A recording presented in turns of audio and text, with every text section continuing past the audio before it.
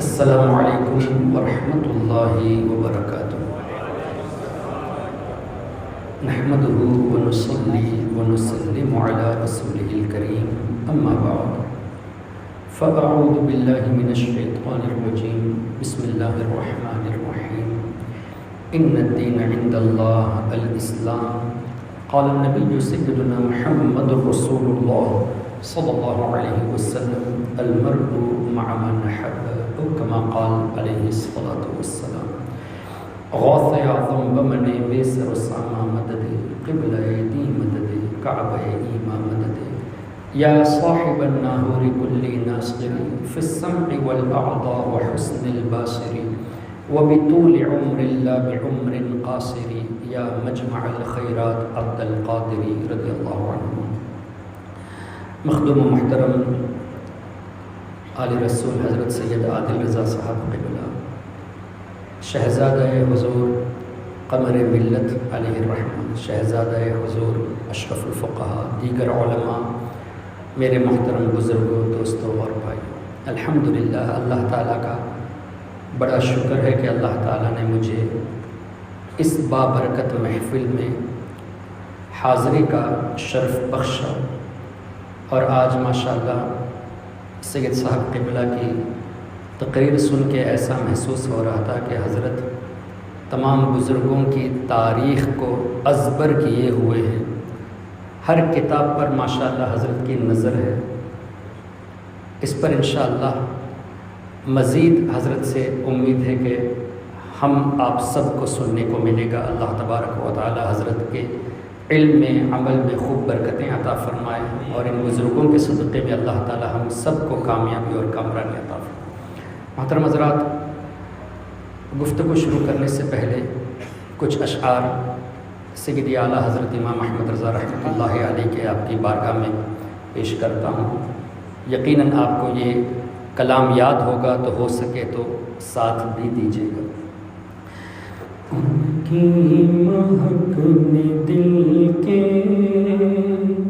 غنچے کھلا دیے ہیں، ان کی مہک نے دل کے غنچے کھلا دیے ہیں، جس راہ چل گئے ہیں کوچے بسا دیے ہیں۔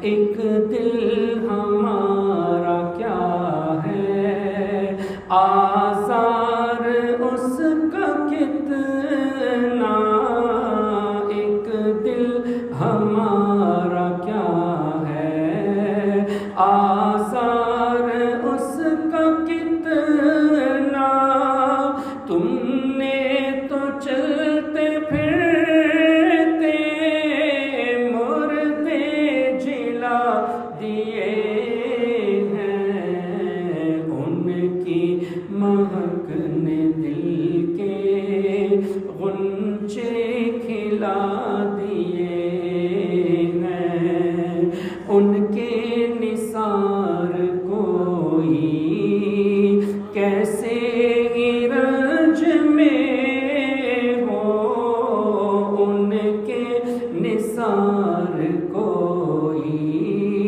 کیسے رنج میں ہو، جب یاد آ گئے ہیں، جب یاد آ گئے ہیں، سب غم بھلا دیے ہیں، جب یاد آ گئے ہیں، سب غم بھلا دیے ہیں، اسرا پہ گزر جس دم بیڑے پہ قدسیوں کے، اسرا پہ گزر جس دم بیڑے پہ قدسیوں کی، ہونے لگی سلامی،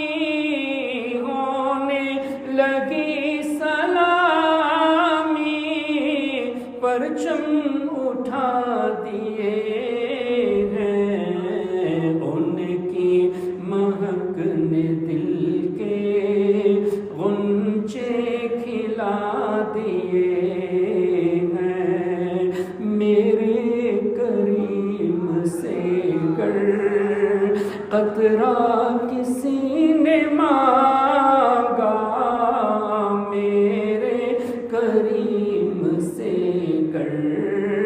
قطرہ کسی نے مانگا دریا بہا دیے ہیں، دریا بہا دیے ہیں، در بے بہا دیے ہیں، ان کی مہک نے دل کے غنچے کھلا دیے ہیں۔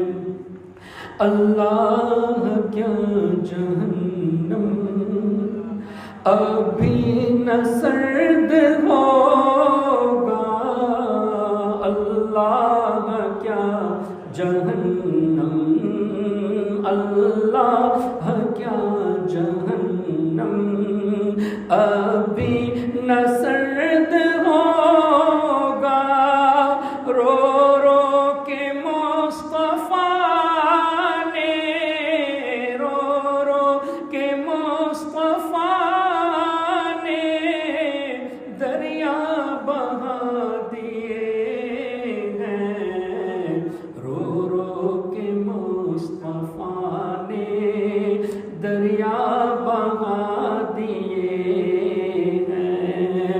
ملک سخن کی شاہی تم کو رضا مسلم، ملک سخن کی شاہی تم کو رضا مسلم، جس سمت آ گئے ہو سکے بٹھا دیے ہیں، ان کی مہک نے دل کے غنچے کھلا دیے ہیں، جس راہ چل گئے ہیں کچھ بسا دیے ہیں۔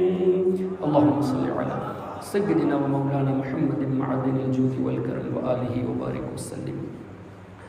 محترم حضرات، ماشاءاللہ یہاں ہمارے مشائخ، ہمارے اکابر علماء موجود ہیں، اور میں آپ جیسا جانتے ہیں کہ سری لنکا سے ہوں، اگرچہ ہمارا آبائی وطن گجرات ہے لیکن اردو میری زبان نہیں ہے، اس لیے میری بول چال میں اگر کوئی خامی نظر آئے تو آپ اسے درگزر کر دینا، اور علماء کرام سے گزارش ہے کہ میری گفتگو میں کوئی خامی نظر آئے، اصلاح کی ضرورت پڑے تو ضرور میری اصلاح بھی فرما دیں۔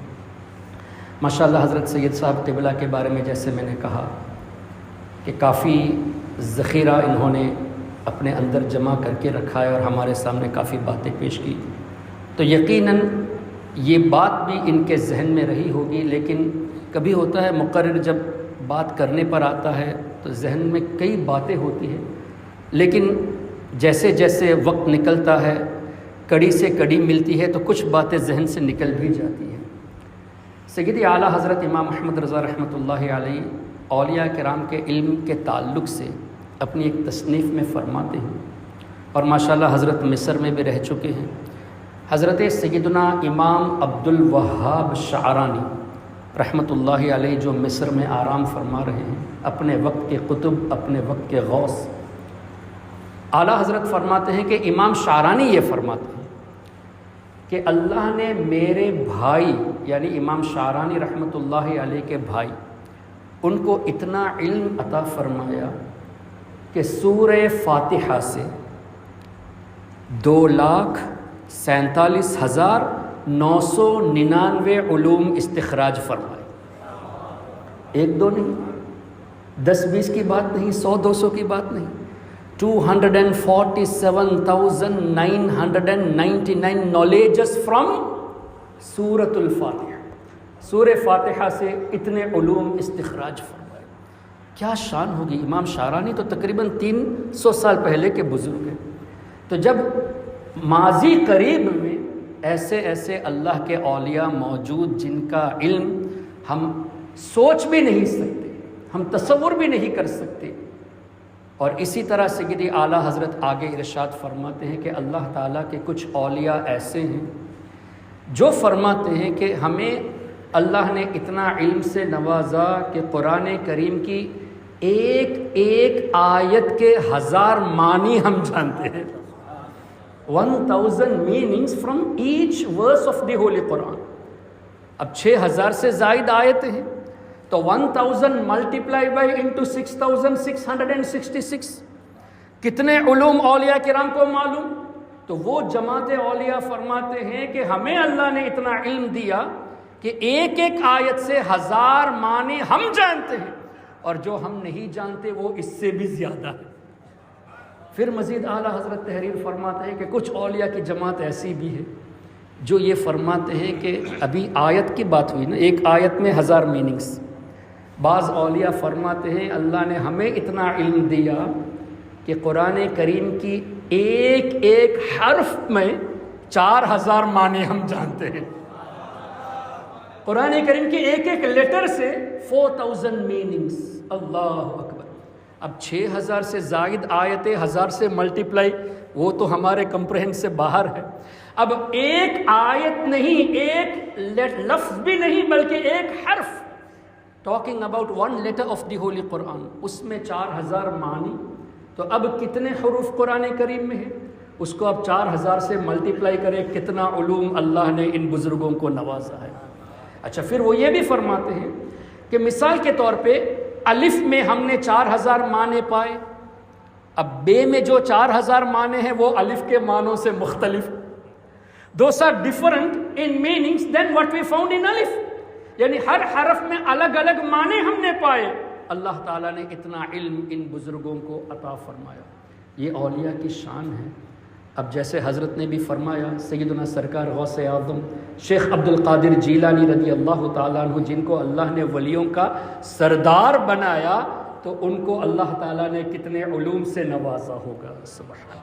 جب یہ اولیاء کی شان ہے تو صحابہ کرام رضوان اللہ علیہم اجمعین، وی آر انیبل ٹو کمپریہنڈ. ہمارے کمپریہنشن سے باہر ہے، ہمارے امیجینیشن سے باہر ہے. اور سیدی اعلیٰ حضرت نے اس کو بھی تحریر فرما دیا. کئی صحابہ کرام کے علوم کا تذکرہ فرماتے ہوئے آگے فرماتے ہیں کہ سیدنا مولا علی مشکل کشا رضی اللہ تبارک و تعالی عنہ کا علم، ان کا تذکرہ ہوا، اور اعلیٰ حضرت نے وہ حدیث بھی نقل فرمائی، جس کا مفہوم یہ کہ ایک جگہ فرماتے ہیں کہ اللہ نے مجھے اتنے علوم سے نوازا کہ اگر میں چاہوں تو، if I wish، مولا علی مشکل کشا فرماتے ہیں اگر میں چاہوں تو سورہ فاتحہ کی تفسیر سے 70 اونٹوں کو کتابوں سے بھر دوں. اب ایک کتاب میں for the sake of understanding 1000 pages مان لیتے ہیں، تو ایک اونٹ کتنی کتابیں اٹھا سکتا ہے؟ آپ 1000 کتابیں مان لیجئے تو 1000 پیجز انٹو 1000 کتنے ہو گئے؟ 10 لاکھ پیجز ہو گئے.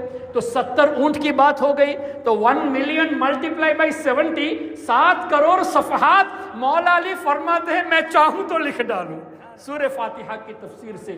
اسی طرح بعض روایت ایسی بھی ہے کہ بسم اللہ شریف کی بے کی تفسیر سے میں اتنے اونٹ کو بھر دوں کتابوں سے. سبحان اللہ. اسی طرح حضرت فاروق اعظم رضی اللہ تعالی عنہ کے بارے میں بھی اعلیٰ حضرت نے ارشاد فرمایا، غالباً حضرت عبداللہ ابن مسعود یا عبداللہ ابن عمر رضی اللہ عنہما کا قول ہے کہ دنیا میں جتنے بھی لوگ ہیں ان سب کے علوم کو ترازو کی ایک طرف رکھا جائے.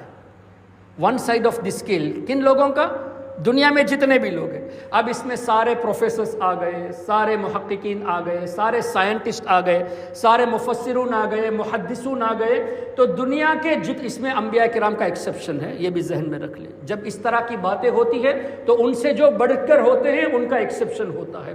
تو دنیا میں جتنے بھی لوگ ہیں ان کے علوم کو، تمام علوم کو، آپ جتنے بھی دانشور ہیں، علماء، محدثون، مفسرون، سب کو ایک طرف رکھ لیں، اور حضرت عمر ابن خطاب رضی اللہ تعالی عنہ کے علم کو ترازو کے دوسرے پلے میں رکھ لے. فکر نہ کرے، آواز انشاءاللہ میری آ جائے گی آپ کو انشاءاللہ. درود شریف پڑھ لے. اللہم صلی علی سیدنا و مولانا محمد معدن الجود والکرم وآلہ وبارک وسلم. تو فرماتے ہیں کہ حضرت عمر ابن خطاب رضی اللہ تعالی عنہ کے علم کو ترازو کی دوسری طرف اگر رکھا جائے تو ان تمام علوم پر فاروق اعظم کا علم بھاری ہوگا. اب اندازہ کرے فاروق اعظم رضی اللہ تعالیٰ عنہ کا علم کتنا۔ اسی طرح اعلیٰ حضرت یہ بھی فرماتے ہیں کہ سیدنا عثمان غنی ذو النورین رضی اللہ تعالیٰ عنہ کے تعلقات سے بھی روایت ہے، اور مزید فرماتے ہیں سیدنا ابو بکر صدیق رضی اللہ تعالیٰ عنہ کے بارے میں، جن کے بارے میں خود صحابہ فرمایا کرتے تھے کہ ہم صحابہ میں قرآن کریم کے معاملے میں سب سے عالم، سب سے زیادہ علم رکھنے والا حضرت سیدنا صدیق اکبر رضی اللہ تعالیٰ عنہ ہے۔ اب فاروق اعظم کیا فرماتے ہیں، جن کے علم کے تعلق سے یہ بتایا گیا کہ دنیا کے تمام لوگوں کا علم ایک طرف اور ان کا علم ایک طرف، سب پر بھاری، وہ فاروق اعظم رضی اللہ عنہ فرماتے ہیں کاش میں ابو بکر کے سینے کے بالوں میں سے ایک بال ہوتا۔ I wish I was a hair from the chest of حضرت ابو بکر صدیق رضی اللہ عنہ۔ اس میں صحابہ کا ایک دوسرے کا ادب کا بھی علم ہمیں ملا، اور یہ بھی پتہ چلا کہ سیدنا صدیق اکبر رضی اللہ تعالیٰ عنہ کو اللہ تعالیٰ نے کیا مقام عطا فرمایا، اور کیوں نہ ہو جن کو حضور علیہ الصلاۃ والسلام نے اپنی طرف سے علوم پلا دیے، ان کی شان کا کون اندازہ لگا سکتا ہے۔ اللہ اکبر۔ اب ان مفسرون، بڑے بڑے محققین اور بڑے بڑے اولیاء کرام نے جو قرآن کریم کی تفسیر لکھی ہے تو وہ ایسے ہی نہیں لکھ ڈالی، بڑے بڑے بزرگوں سے فیض حاصل کر کے، محنت اور مشقت کر کے انہوں نے علم حاصل کیا۔ ان میں سے کچھ باتیں میں آپ کے سامنے انشاءاللہ پیش کرنے کی کوشش کروں گا، اس لیے کہ عرس شریف کا موقع ہے تو کچھ باتیں اولیاء کرام کے تعلق سے انشاءاللہ میں پیش کرنے کی کوشش کروں گا۔ اللہ تعالیٰ مجھے حق کہنے کی توفیق عطا فرمائے، ہم سب کو حق سن کر اس پر عمل کرنے کی توفیق عطا فرمائے۔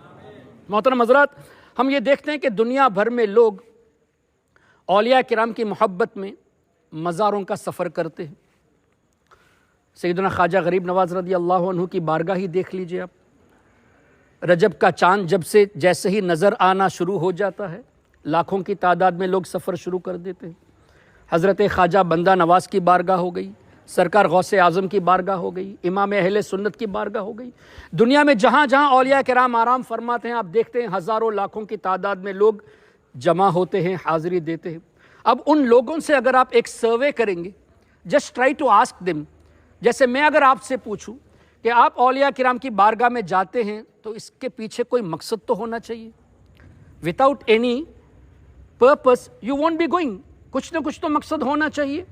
تو جواب سروے میں کچھ 3-4 جواب ہمارے سامنے آتے ہیں۔ ان میں سے ایک جواب یہ ہے، جیسے آپ مجھ سے پوچھ لیں کہ میں کیوں جاتا ہوں، تو میں بزرگوں کی بارگاہ میں اس لیے بھی جاتا ہوں کہ اس امید پر کہ اللہ تبارک و تعالیٰ کی جو رحمتیں ان کی بارگاہ میں نازل ہوتی ہے، ان میں سے کچھ قطرے مجھ پر بھی نازل ہو جائے۔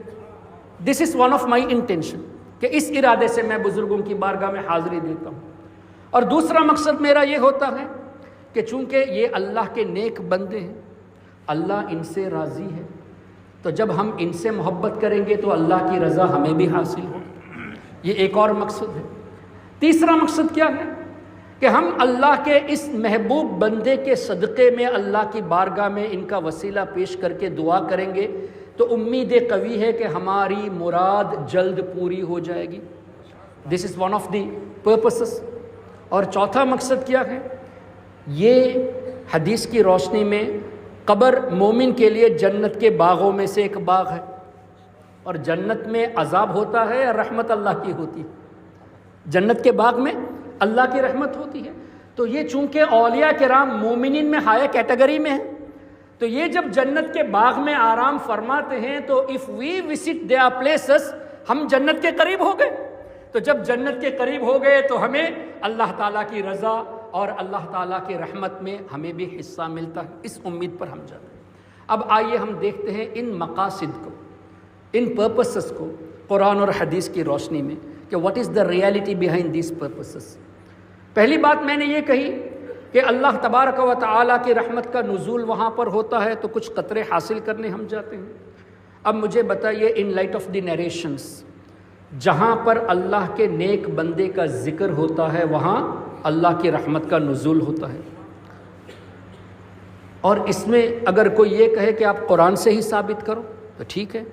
تتنزل علیہم الملائکہ، جب اللہ کا نیک بندہ دنیا سے رخصت ہونے کو ہوتے ہیں تو رحمت کے فرشتے نازل ہوتے ہیں، اور جو بشارتیں دیتے ہیں اس پر بھی انشاءاللہ وقت ملا تو گفتگو کرنے کی کوشش کروں گا۔ تو اللہ کے نیک بندوں کا جہاں تذکرہ ہوتا ہے وہاں رحمت کا نزول ہوتا ہے۔ اب اس کو اور آسانی سے سمجھ لیتے ہیں۔ ان لائٹ آف دی حدیث آپ نے کسی ولی کا ذکر کیا، جیسے ہم نے غوث اعظم کا ذکر کیا، یہاں ہم تقریباً 500-600 لوگ موجود ہیں یا اس سے بھی زائد ہے، تو غوث پاک کے نام کی اتنی برکت ہے کہ خالی ان کا تذکرہ کر لیا اللہ کی رحمت ہم سب پر نازل ہو رہی ہے۔ This is not what I say in light of the hadith۔ جہاں اللہ کے ولیوں کا ذکر ہوتا ہے وہاں رحمت کا نزول ہوتا ہے۔ تو 600-700 لوگوں پر اللہ کی رحمت کس بنیاد پر؟ سرکار غوث اعظم کا خالی تذکرہ کرنے کی بنیاد پر۔ اچھا، یہی مجمع اگر 10,000 کا ہوتا تو ان 10,000 لوگوں پر اللہ کی رحمت نازل ہوتی ہے۔ یہی مجمع اگر غریب نواز کا عرس ہوتا تو لاکھوں کی تعداد میں لوگ موجود ہیں، تو غریب نواز غوث اعظم کے تذکرے سے لاکھوں لوگوں پر اللہ کی رحمت کا نزول۔ مجھے بتائیے ان کے نام میں، ان کے ذکر میں اتنی تاثیر ہے کہ خالی ان کا نام لے لیا، ان کا تذکرہ کر لیا، لاکھوں لوگوں پر اللہ کی رحمت۔ جب ان کے تذکرے میں اتنی برکت ہے تو ان کی ذات پر اللہ کی کتنی رحمت نازل ہوتی ہوگی، کون اندازہ کر سکتا؟ When you talk about them, you are being blessed with the rahmat of Allah, that too in millions. Then when their names are such exalted, their remembrance is such exalted, تو ان کی ذات مقدسہ پر اللہ تعالیٰ کی کتنی رحمت نازل ہوتی ہوگی۔ اچھا، پھر جس جگہ پہ اعلیٰ حضرت 100 سال سے آرام فرما رہے ہیں، جس جگہ پہ غریب نواز 800 سال سے آرام فرما رہے ہیں، جس جگہ پہ سرکار غوث اعظم 900 سال سے آرام فرما رہے ہیں، جس جگہ پہ امام اعظم 1300 سال سے آرام فرما رہے ہیں، ان مبارک جگہوں پر اللہ کی کتنی رحمتوں کا نزول ہوگا۔ تو یہ in light of the hadith, the pious servants of Allah, they are means for the mercy of Allah تبارک و تعالی۔ تو اب ہمارا اس مقصد کے تحت ان کی بارگاہ میں جانا کہ ہم اللہ کی رحمت میں، اللہ کی رحمت سے حصہ پانے کے لیے جاتے ہیں، مجھے بتائیے کیا یہ ان اکارڈنس ود دا حدیث ہے یا اگینسٹ دی حدیث ہے؟ ان اکارڈنس ود دا حدیث، بیکاز یہ حدیث کی روشنی میں ہے۔ تو الحمدللہ اگر آپ میں سے کسی نے یہ ارادہ کیا اور اس مقصد سے اگر آپ کسی بزرگ کی بارگاہ میں تشریف لے گئے، آپ بدعتی نہیں ہیں بلکہ آپ حدیث کے فالوور ہیں۔ اور کوئی آپ کو مزار پہ جانے کے سلسلے میں بدعتی کہے تو وہ حدیث کا انکار کرنے والا ہے۔ He is going against the hadith and he is making you to go against the hadith of نبی کریم صلی اللہ علیہ وسلم۔ دوسرا مقصد میں نے کیا بتایا کہ چونکہ اللہ تعالیٰ ان سے راضی ہے تو اس امید پر کہ اللہ کی رضا ہم پر بھی ہو جائے، ہمیں بھی حاصل ہو۔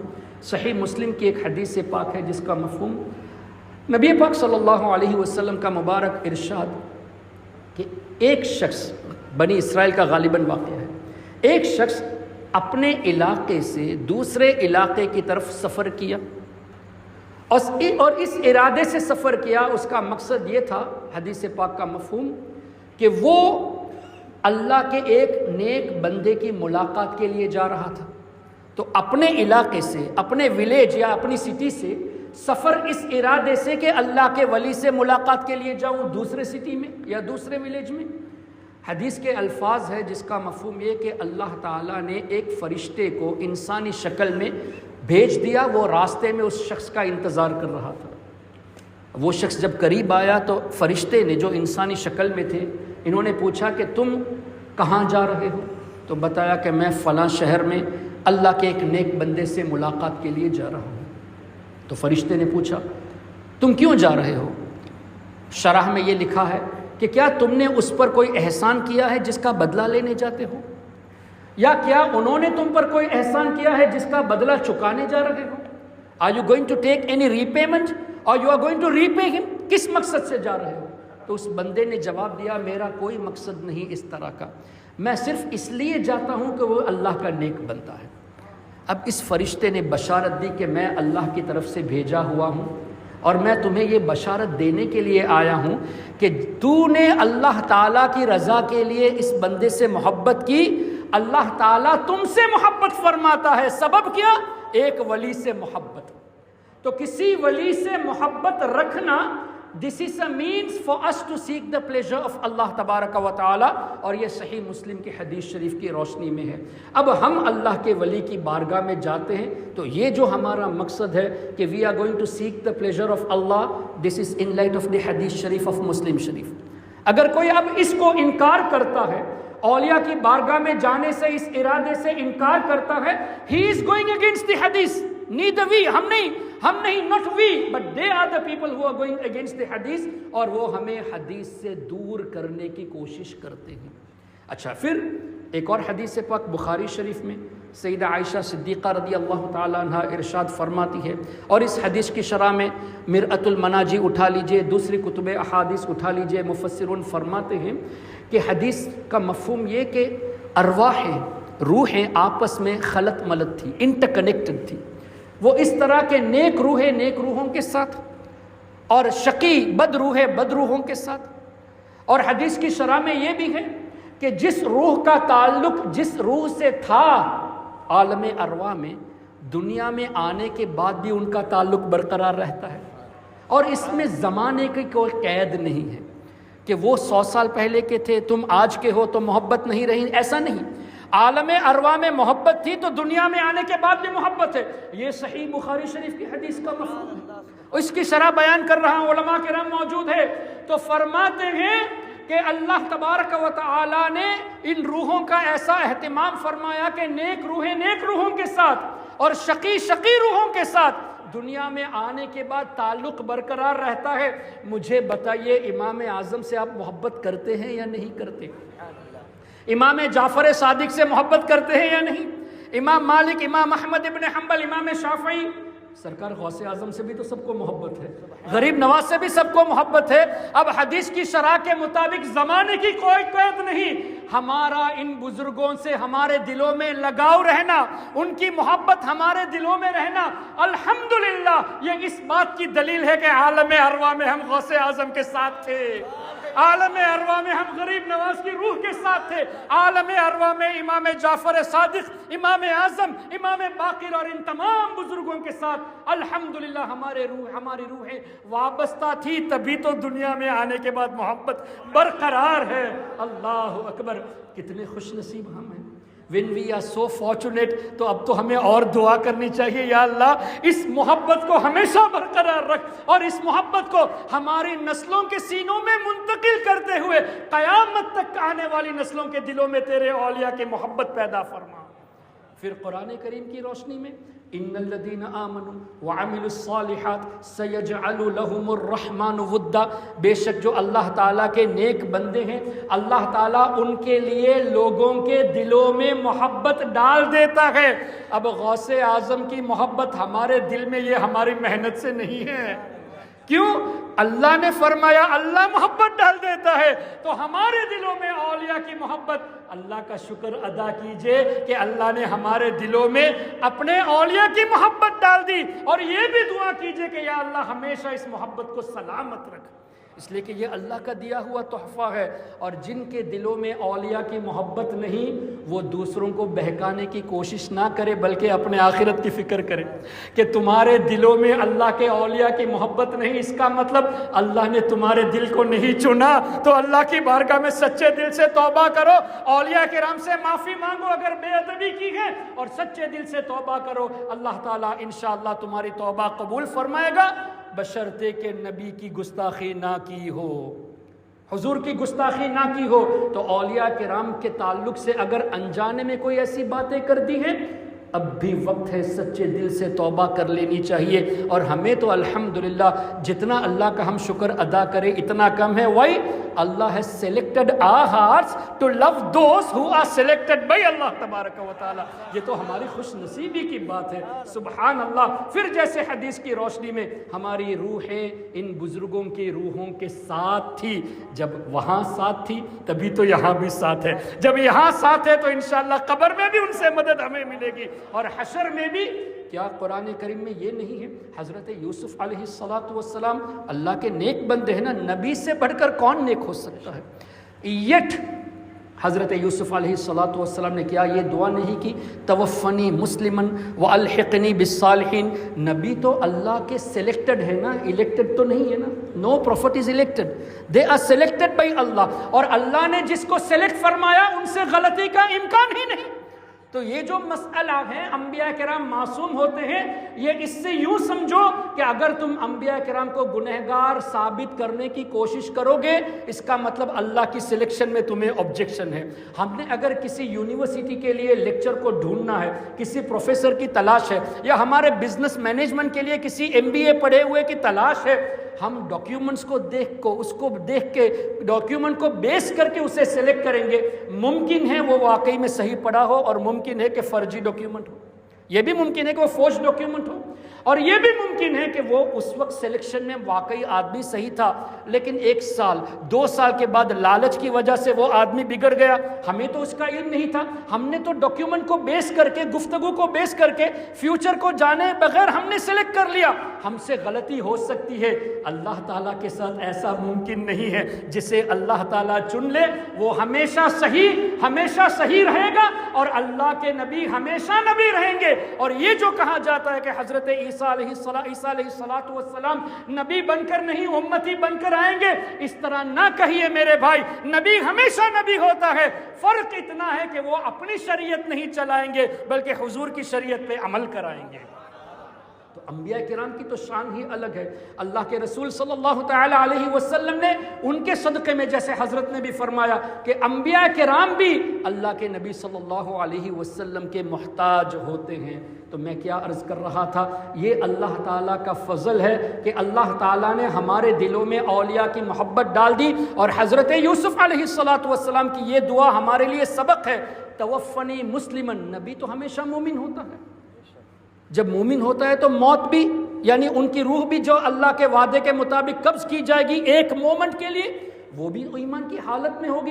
دین what is the wisdom behind this دعا کہ یا اللہ مجھے مسلمان کی حیثیت سے موت عطا فرما. وَأَلْحِقْنِي بِالصَّالِحِينَ، صالحین کے ساتھ ملا دے. جبکہ نبی سے بڑھ کر صالح کون ہوتا ہے؟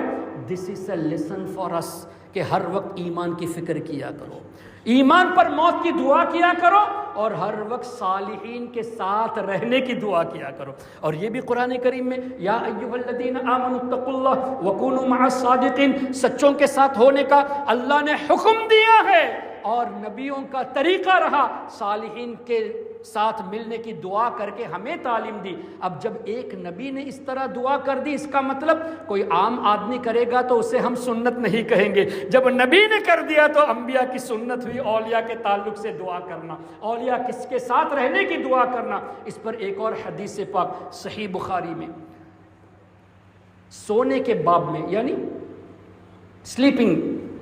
سلیپنگ کے باب میں بخاری شریف میں ایک حدیث ہے. جیسے دعائیں آتی ہیں نا، اللہم بسمک اموت و احیا، یا اللہ میں تیرے نام سے سونے جا رہا ہوں، تیرے نام سے اٹھوں گا، تیرے نام سے مجھے موت آئے گی، اس طرح کی جو دعا ہے.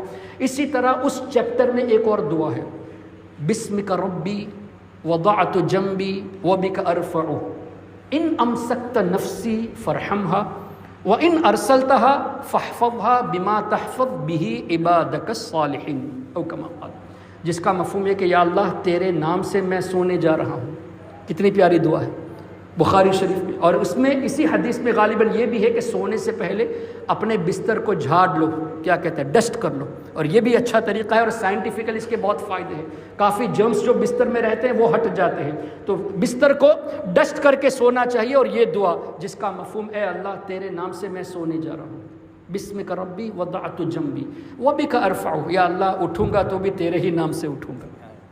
ان امسکت نفسی، اے اللہ اس نیند کے دوران اگر تو نے میری روح قبض کر لی، فرحمہا، اس پر رحم فرما. کتنی پیاری دعا.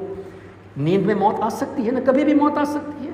تو یہ دعا اگر یاد نہیں تو یاد کر لیجئے. ہم انشاءاللہ واٹس ایپ کے ذریعے بھیج دیں گے، آپ علماء کرام سے رابطہ کر کے لے لیجئے گا. یہ دعا بہت مشہور ہے، آسان بھی ہے. اگر نہ یاد ہو تو مفہوم تو ذہن میں رکھ لیں. اس مفہوم کے ساتھ آپ سونے کی کوشش کریں کہ یا اللہ تیرے نام سے میں سونے جا رہا ہوں، اٹھوں گا تو بھی تیرے نام سے. اور اے اللہ جب اس نیند کے دوران مجھے موت آ جائے تو مجھے بخش دینا. وَإِنْ أَرْسَلْتَهَا، اور اے اللہ اگر تو نے میری روح واپس لوٹا دی، فَاحْفَظْهَا، میری روح کی حفاظت فرما. اتنا کافی ہونا چاہیے تھا according to the ideology of Wahhabis کہ اللہ اس کی حفاظت فرما. لیکن ہمارے آقا نے ایک بہت پیاری بات ارشاد فرما دی جو ہماری تعلیم کے لیے، فاحفظها بما تحفظ به عبادك الصالحین. اے اللہ جیسے تو اپنے نیک بندوں کی حفاظت فرماتا ہے میرے ایمان کی حفاظت فرما. اب ایمان سے بڑھ کر کوئی دولت ہے؟ ایمان سے بڑھ کر کوئی دولت ہے؟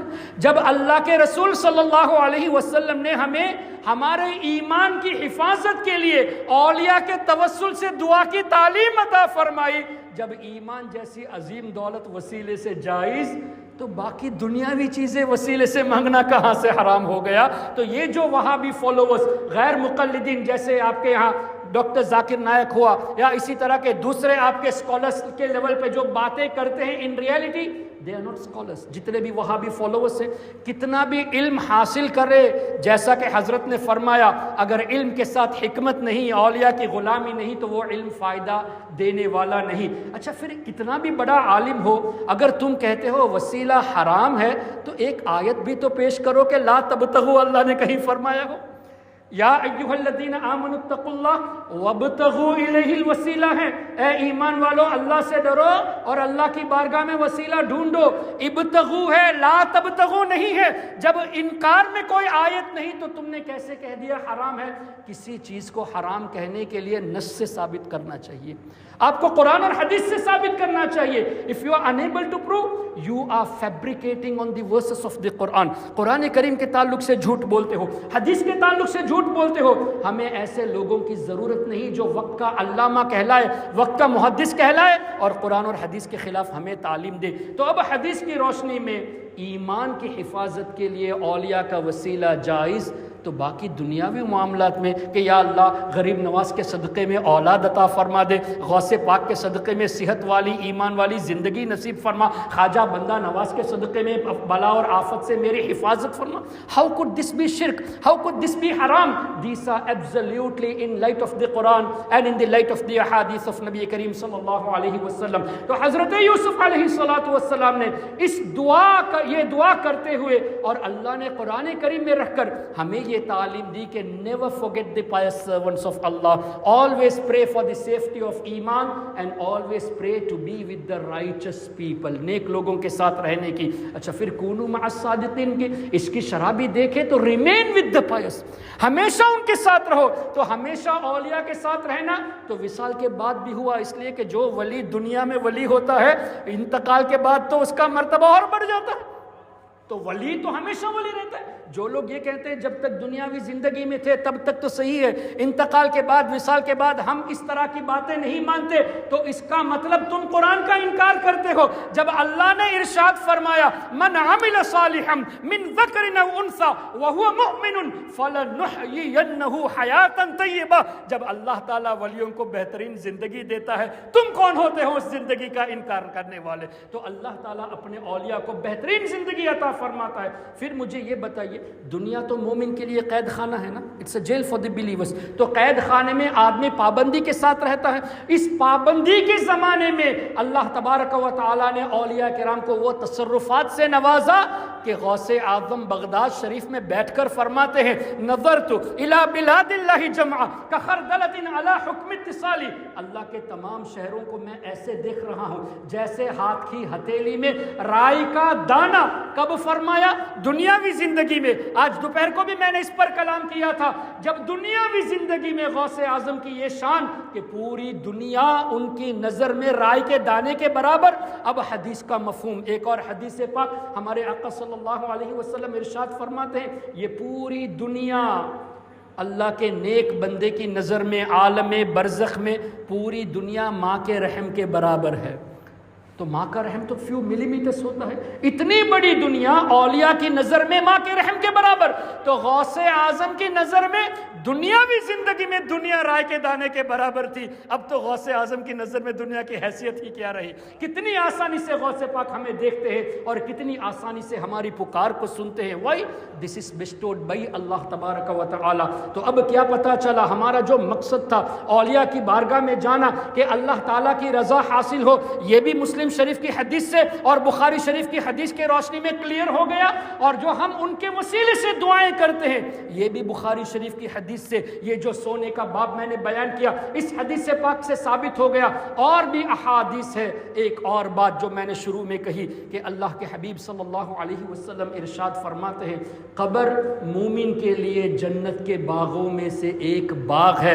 تو ہم ان بزرگوں کی بارگاہ میں جاتے ہیں، we are near the garden of Jannah, تو ہمارے یہ جتنے بھی مقاصد ہے these are exactly in light of the Quran and in the light of the ahadith of نبی کریم صلی اللہ علیہ وسلم۔ اب رہی بات، ہم ان اولیاء کرام کا عرس مناتے ہیں، ان کا تذکرہ کرتے ہیں، ان کی بارگاہ میں عرضی پیش کرتے ہیں، کیا یہ سنتے ہیں؟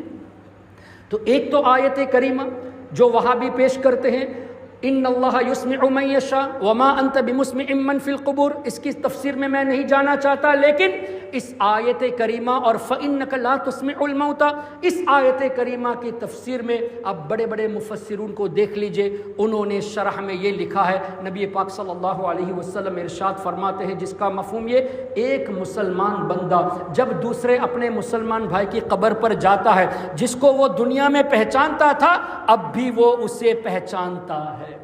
So when we go to the grave of a believer, he recognizes us. This is in light of the hadith. دوسری بات، جب تم سلام کرتے ہو وہ سلام کا جواب دیتا ہے، تو اس کا مطلب سلام سنتے ہیں تبھی تو جواب دیتے ہیں۔ مجھے یہ بتائیے، we are called as living people، ہم زندہ کہلاتے ہیں، ان کو عام زبان میں لوگ مردہ کہتے ہیں، تم ان کو مردہ تو کہتے ہو، لیکن کیا یہ نہیں سوچتے تمہارے سلام کو وہ سنتے ہیں، تم ان کے سلام کو نہیں سنتے، تو طاقت کس کی زیادہ ہوئی؟ جس کو تم زندہ کہتے ہو اس کی طاقت زیادہ ہوئی، یا جس کو تم مردہ کہتے ہو اس کی طاقت زیادہ ہوئی؟ اور یہ تو ہمارے آقا فرماتے ہیں وہ سلام کا جواب دیتے ہیں، تو ماننا تو پڑے گا ہی۔ تو اب کیا ہوا، ایک اور حدیث جس کا مفہوم کہ اگر آپ اس کی قبر کے پاس جا کے بیٹھتے ہیں، جتنی دیر بیٹھتے ہیں قبر والے کو سکون بھی ملتا ہے۔ اگر آپ چاہتے ہیں کہ آپ کے والدین، آپ کے دادا دادی، نانا نانی، آپ کے رشتہ دار جو دنیا سے چلے گئے ان کو سکون دینا چاہتے ہیں، تو ان لائٹ آف دی حدیث ان کی قبروں کی زیارت کیا کرے۔ آپ جتنی دیر ان کی قبر کے پاس بیٹھیں گے وہ سکون پاتے ہیں۔ دس از ان لائٹ آف دی حدیث۔ اس کے علاوہ آئیے سورہ توبہ آیت نمبر 105، وَقُلِ اعْمَلُوا فَسَيَرَى اللَّهُ عَمَلَكُمْ وَرَسُولُهُ وَالْمُؤْمِنُونَ۔ اس کی شرح نے حضور تاج الشریعہ نے کیا نفیس فرمائی کہ ماشاءاللہ اس کو بیان کریں گے تو انشاءاللہ ایمان تازہ ہو جائے گا۔ یہاں والمؤمنون سے اولیاء کرام کو مراد لیا گیا ہے۔ اب جو ڈائریکٹ ترجمے کے لیے ہمارے پاس آتے ہیں، قرآن کو ڈائریکٹ پیش کر کے گمراہ کرتے ہیں، ان کے سامنے یہ آیت پیش کرو۔ ہم تو تفسیر کی روشنی میں سب کچھ جانتے ہیں اور ہم ذاتی اور عطائی کا فرق بھی سمجھتے ہیں، لیکن ایسے لوگوں سے کہو کہ اس کا ترجمہ کرو۔ وقل، اے حبیب صلی اللہ علیہ وسلم آپ فرما دیجئے، اعملوا، عمل کرو اے لوگو، فسیر اللہ، ضرور اللہ تعالیٰ تمہارے اعمال کو دیکھے گا، ورسولہ، رسول بھی دیکھتے ہیں، والمؤمنون، مومنین بھی دیکھتے ہیں۔ تو اللہ تو تمہارے اعمال دیکھتا ہے، فیوچر میں کرو گے وہ بھی دیکھے گا، اور وہ تو جانتا ہی ہے کیا کرنے والے ہو، وہ ذاتی طور سے جانتا ہے۔ لیکن اللہ نے اس آیت میں واو لگا کر فرمایا فَسَيَرَى اللَّهُ عَمَلَكُمْ، اللہ تمہارے اعمال دیکھتا ہے، وَرَسُولُهُ، رسول بھی تمہارے اعمال دیکھتے ہیں۔ اب ڈائریکٹ پہ آتے ہو تو اب اللہ پر کیا شرک کا فتویٰ لگاؤ گے؟ اللہ تعالیٰ نے ارشاد فرمایا کہ میرا رسول تمہارے اعمال کو دیکھتے ہیں، لیکن ہم اہل سنت الحمدللہ بزرگوں کی غلامی میں ذاتی اور عطائی کا فرق سمجھتے ہیں، تو ہم یوں بیان کرتے ہیں کہ اللہ ذاتی طور سے دیکھ رہا ہے اور اللہ کے رسول اللہ کی عطا سے دیکھ رہے ہیں۔ اور والمؤمنون، مومنین تمہارے اعمال دیکھتے ہیں۔ یہاں علماء کرام نے اولیاء کرام کو مراد لیا کہ اللہ نے اولیاء کو بھی وہ علم عطا فرمایا، وہ تصرف عطا فرمائے کہ وہ بھی اعمال دیکھتے ہیں۔ اب آگے بڑھیے اس آیت کریمہ کی تفسیر، بڑے بڑے مفسرون کو لے لیجئے، حافظ ابن کثیر جو ابن تیمیہ کا شاگرد ہے، تاکہ کوئی وہابی فالوور ابن کثیر کو فالو کرتا ہو وہ بھی سنے، اور کم سے کم اپنے امام کی بات کو سن کر وہ اہل سنت پہ آ جائے۔ ہمارے بزرگوں کی نہیں مانتے، تمہارے بزرگ کی تو کم سے کم مان لو۔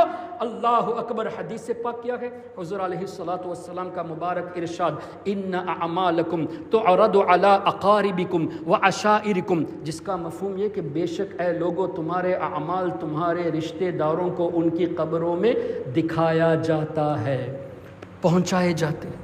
ہمارے اعمال they are presented in the court of the people who left this world. If they are our parents, they are seeing our actions. If they are siblings, they are seeing our actions. حدیث پاک کا مفہوم. اور اس کو ابن تیمیہ نے بھی لکھا اپنی کتاب مجموع الفتاوی میں کہ مردوں کو زندوں کے اعمال دکھائے جاتے ہیں. اب حدیث میں آگے کے جملے کیا ہے؟ وہ مردہ جو دنیا سے جا چکا ہے ان کو جب اعمال دکھائے جاتے ہیں تو وہ نیک اعمال جب دیکھتے ہیں اپنے رشتہ داروں کے، اپنی اولاد کے، تو وہ خوش ہوتے ہیں. اور حدیث کا مفہوم یہ بھی ہے، اور بھی حدیثیں ہیں کہ ان کے چہرے شائن ہو جاتے ہیں، ان کے چہروں میں شائننگ ہو جاتی ہے، وہ خوش ہوتے ہیں.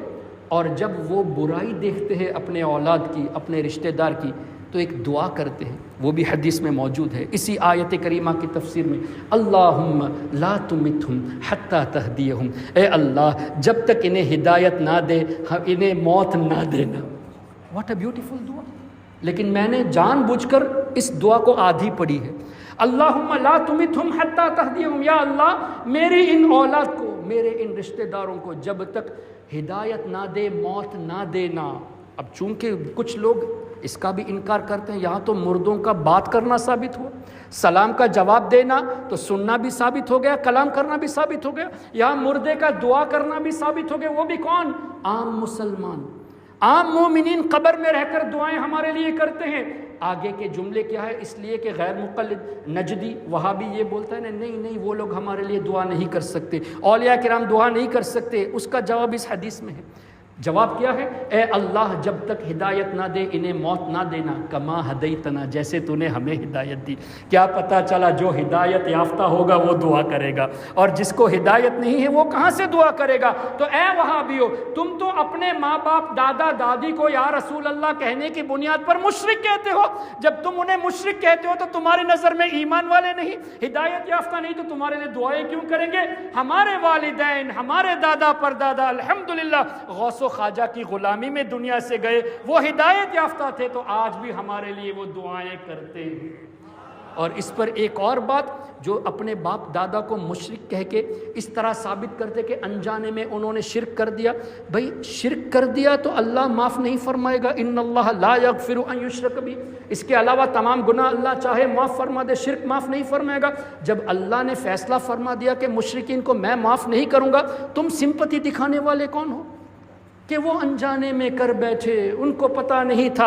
سمپتی دکھانے والے تم کون ہو؟ اچھا تم یا رسول اللہ کی صدا کو شرک کہتے ہو، تمہارے باپ نے تو لگائی تھی، اگر باپ نہیں تو دادا نے تو لگائی ہی ہوگی، اور دادا نہیں تو پردادا تو کم سے کم سنی تھا ہی. اس لیے کہ یہ وہابیت بعد میں آئی ہے، 1857 کے بعد یہ سب ایجادیں ہوئی ہیں. تو اب ان سے آپ ایک سوال یہ کریں، تم اپنے باپ دادا کو مشرک کہتے ہو، in other words according to you they are not believers. تو ایک آدمی نے جب کفر کر لیا، شرک کر لیا، تو ایمان سے گیا کہ نہیں؟ obviously ایمان سے گیا. جب ایمان سے گیا تو نکاح باقی رہا یا ٹوٹ گیا؟ ٹوٹ گیا. جب نکاح ٹوٹ گیا تو تمہارے دادا دادی کا رشتہ حرام کا ہوا یا حلال کا ہوا؟ You ask them, when you call them as mushriks for proclaiming یا رسول اللہ، تو پوچھئے وہ مسلمان ہیں یا نہیں؟ نہیں، شرک کیا تو مسلمان نہیں. اچھا مسلمان نہیں تو نکاح رہا؟ نہیں، نکاح نہیں رہا. نکاح نہیں رہا تو حلال کا ہوا رابطہ یا حرام کا ہوا؟ نہیں، حرام کا ہوا. تو حرام کا ہوا تو تمہارا باپ حلالی نہیں ہوا، یہ تم کہنا چاہتے ہو؟ And if your mother was saying یا رسول اللہ، تو اس کا مطلب تم اپنے ماں باپ کو بھی مشرک کہتے ہو. جب وہ مشرک ٹھہرے تو ان کا نکاح بھی ٹوٹ گیا، ان کا نکاح ٹوٹ گیا تو ان کا رابطہ بھی حرام کا ہوا، حلال کا نہیں. تو تم ماں باپ کو مشرک کہہ کے اپنے آپ کو بھی حرامی ثابت کرتے ہو. یہ ان لوگوں کی عقلیں ہیں. اللہ تعالیٰ ہم سب کو ایسے لوگوں سے دور رکھے. تو میں کیا کہہ رہا تھا؟ حدیث پاک کی روشنی میں جب ہمارے رشتہ دار، ہمارے والدین ہمارے لیے دعا کرتے ہیں، ہمارے سلام کو بھی سنتے ہیں، تو اب اگر اپنے گھر والوں کی قبر پہ جا کر یہ کہے السلام علیکم، آپ پر سلامتی ہو، کیا یہ حدیث کے خلاف ہوگا؟ نہیں، بیکاز سلام کرتے وقت وہ جواب دیتا، حدیث سے ثابت. اچھا آپ یہ کہیں کہ میرے آقا، آپ کے آقا، ہم سب کے آقا صلی اللہ علیہ وسلم نے فرمایا کہ آپ ہمارے لیے دعائیں کرتے ہیں، تو ہم آپ سے گزارش کرتے ہیں کہ اس دعا کو جاری رکھیں. کیا یہ شرک ہوگا؟ when a thing is performed by them، ایک چیز وہ کر رہے ہیں تو ان سے عرض کرنا یہ کہاں سے شرک ہو جائے گا؟ جب ماں باپ سے عرض کرنا یہ شرک نہیں تو اولیاء کرام سے عرض کرنا یہ کیسے شرک ہو گیا؟ صحابہ کرام کی بارگاہ میں اپنی عرضی پیش کرنا یہ کیسے شرک؟ انبیاء کرام اور آقا کریم صلی اللہ علیہ وسلم کی مقدس بارگاہ میں یا رسول اللہ انظر حالنا، یا حبیب اللہ اسمع قالنا، اس طرح کی صدا لگانا یہ کیسے شرک ہو گیا؟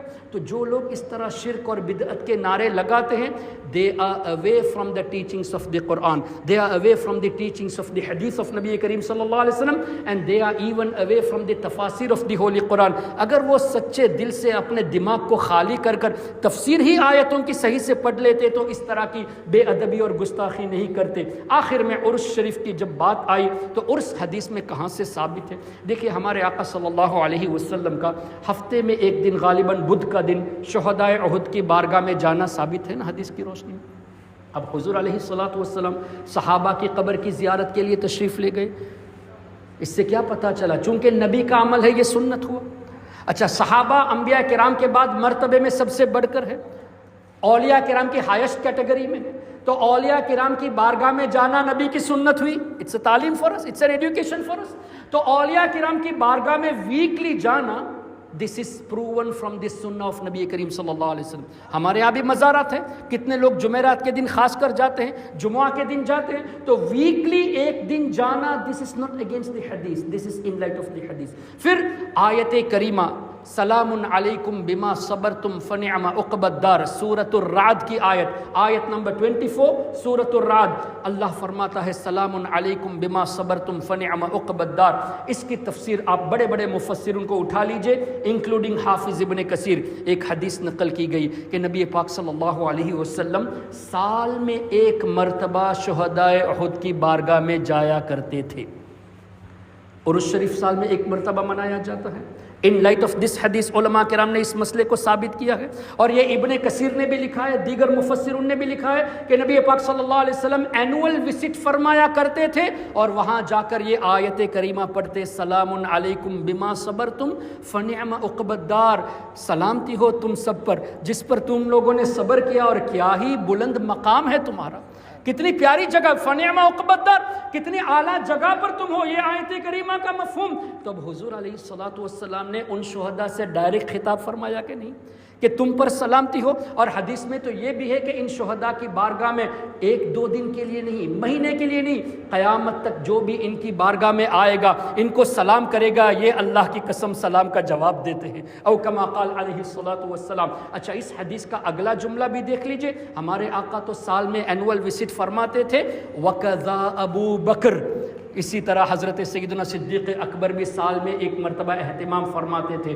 وَقَذَا عمر وعثمان، اور بعض روایت میں وہ علی رضی اللہ عنہم اجمعین بھی ہے. یعنی صحابہ کا بھی یہ عمل تھا، خلفائے راشدین کا بھی سال میں ایک مرتبہ شہداء احد کی بارگاہ میں جانا ثابت ہے ان لائٹ آف دی تفاسیر آف دی ہولی قرآن. تو ہم اگر بزرگوں کا عرس مناتے ہیں سال میں ایک مرتبہ، اسی طرح ڈیلی اور ویکلی وزٹس کرتے ہیں، دس از ناٹ اگینسٹ دی حدیث، دس از ان لائٹ آف دی حدیث. لیکن ایک بات یہ بھی ذہن میں رکھ لے، کافی لوگ یہاں انٹلیکچوئلس ہے، کافی ڈاکٹرس ہے، لائرس ہے، ماشاءاللہ پڑھے لکھے لوگ ہیں. انگلش میں زیادہ آپ لوگ تفسیر پڑھتے ہوں گے یا آپ کو یہ لوگ پرووائڈ کرتے ہوں گے. تو انگلش میں انفارچونیٹلی ہم سنیوں کی تفاسیر بہت کم پائی جاتی ہے. حافظ ابن کثیر کی تفسیر ابن کثیر کو انگلش ورژن میں کر دیا گیا ہے، لیکن ٹوٹل ورژن کا ٹرانسلیشن نہیں کیا، بلکہ اے برجڈ ورژن یعنی شارٹ ورژن ہے. اس میں کئی حدیثیں نکال دی ہے. میرے پاس اصل ابن کثیر بھی ہے اور میرے پاس اے برج ورژن ابن کثیر بھی ہے. آپ چاہے تو دیکھ سکتے ہیں. میں آج پی پی ٹی پریزنٹیشن دکھانے والا تھا، انفارچونیٹلی پروجیکٹر کا ارینجمنٹ نہیں ہوا، ورنہ میں آپ کو کتابوں سے دکھاتا کہ کس طرح حدیثوں میں ان لوگوں نے چوری کی ہے. دارالسلام پبلیکیشن جو ریاض کی پبلیکیشن ہے، وہاں سے اگر قرآن کریم کا ترجمہ اعلیٰ حضرت کا بھی آپ کو دے تو آپ کو نہیں خریدنا، اس لیے کہ یہ قرآن کریم کی تفسیر سے کھیلتے ہیں، حدیث کو کتابوں سے نکال دیتے ہیں، آیتوں کا غلط ترجمہ کرتے ہیں. تو یہ غوث اعظم کی کتاب بھی دے تو آپ نہیں خریدنا، وہاں بھی کچھ نہ کچھ چوری ضرور ان لوگوں نے کی ہوگی. تو تفسیر ابن کثیر میں جو آیت کریمہ میں نے پیش کی کہ مردہ سنتا ہے سلام کا جواب دیتا ہے، اس حدیث کو اس آیت کے تحت سے انگلش ورژن نے پوری حدیث ہی ہٹا دی ہے.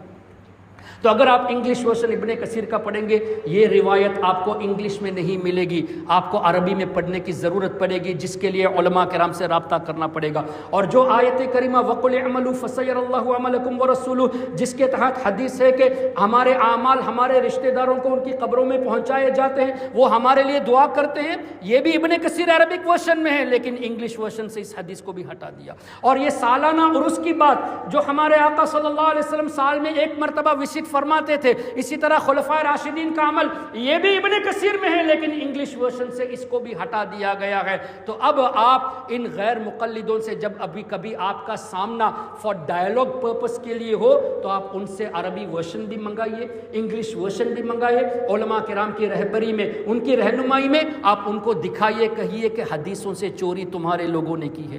تو کیا تم ابن کثیر کی ایک بات کو مانتے ہو دوسری بات کو چھوڑ دیتے ہو؟ جب مانتے ہو تبھی اس کا ترجمہ کیا ہے، جب مانتے ہو تو اس کے عقیدے کو بھی مانو۔ تو تمہارے حساب سے ابن کثیر مشرک ہوا اس لیے کہ اس نے اعمال والی اور وفات کے بعد دعا والی حدیثوں کو جمع کیا۔ جب ابن کثیر کو تم مشرک مانتے ہو تو اس کی کتابوں کا ترجمہ کیوں کرتے ہو؟ You should ask these questions and make them realize that the followers of Wahhabism they are not on the right path and try to make them towards the right path. Ahlus Sunnati wal Jama'ah in a polite manner انشاءاللہ آپ کے ذریعے اگر کوئی راہ راست پر آ جائے گا تو یہ دنیا اور ما فیہا سے بہتر رہے گا۔ اللہ تبارک و تعالی ہم سب کے ایمان و عقیدے کی حفاظت فرمائے، ہم سب کو اللہ تعالیٰ اپنے حبیب صلی اللہ علیہ وسلم کی شفاعت نصیب فرمائے۔ ان بزرگان دین کے صدقے میں اللہ تبارک و تعالی ہم سب کو عافیت والی، صحت والی، ایمان والی زندگی نصیب فرمائے اور موت کے وقت غوث اعظم کا نظارہ نصیب فرمائے۔ سبحانک اللہم و بحمدک اشہد ان لا الہ الا انت استغفرک و اتوب الیک۔ السلام علیکم ورحمۃ اللہ